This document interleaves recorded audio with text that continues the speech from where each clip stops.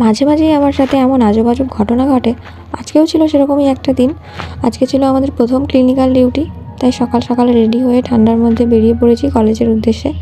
সবে সকাল 6:47 বাজে, পৌঁছে গেছি স্টেশনে। আর ঠান্ডার মধ্যে আমার বর আমাকে দিতে এসছে, আমাকে দিয়ে ও বাড়ি যাবে, ওকেও রেডি হয়ে বেরোতে হবে অফিস যাওয়ার জন্য।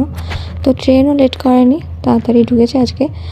তারপর ওকে টাটা বাই বাই করে চলে এলাম আমি কলেজে ঢোকার পরে দেখি অবাক কাণ্ড।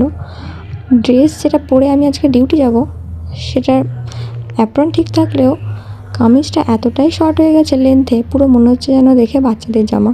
শেষমেশ কী করব, পূজার ড্রেস পরে গেলাম আমি ডিউটি।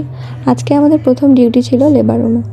তো লেবার রুমে ডিউটি কমপ্লিট করার পর গেলাম ক্যান্টিনে খেতে। আজকে ক্যান্টিনের মেনু ছিল খিচুড়ি, বেগুনি, ডিমের অমলেট আর পাঁপড় ভাজা।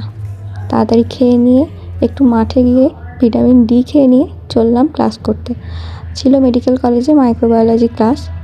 আমি ব্লগ করছি দেখে সবাই হ্যালো গাইজ বলতে শুরু করে। হ্যালো গাইস, আমি ভালো আছি ভাই। হ্যালো গাইস, কি বক্তব্য আমরা বসার জায়গা পাইনি, সাইকেলে ক্লাসের এই অবস্থা দেখো আমাকে বসেছি। এই যে আমি ইন্ডিয়া পাকিস্তান হাফ এখানে ক্লাস শেষ করার পর আমরা 3 মূর্তি যাচ্ছি চিকেন পকোড়া খেতে। হঠাৎ করেই ঠিক হলো যে চিকেন পকোড়া খেতে যাব। আর এই জায়গাটা তো মোটামুটি সবাই চেনেন। তো চিকেন পকোড়া খাওয়ার পর চললাম বাড়ি। আজকের মতো ব্লগটা এখানেই শেষ করছি। সবাই ভালো থাকবেন, টাটা।